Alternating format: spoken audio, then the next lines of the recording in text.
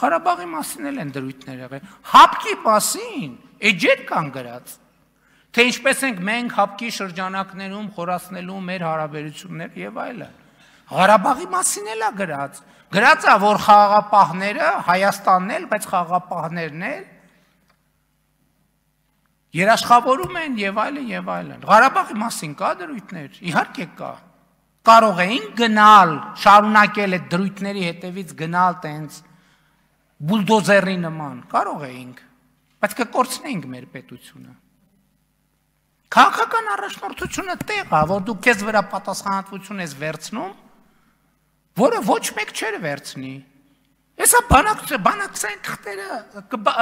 կբացահայտվեն եւ կտեսնեք, որ Ղարաբաղի անկախության թեման դա ֆեյք է, ֆեյք։ Եվ ես ձեզ ավելին ասեմ, հիմա շատ են ասում, չէ, 2018 թվից, երևի սենց բաներ ան,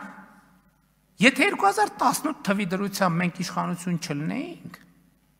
մենակ մենք էինք, որ կարող էինք այս ճանապարհով անցնել։ Ուրիշ որևէ մեկը մնար, այսօր Հայաստանի Հանրապետություն չէր լինելու։ Ինչքան էլ անհամեստ է, ես սա պարտավոր եմ ասել։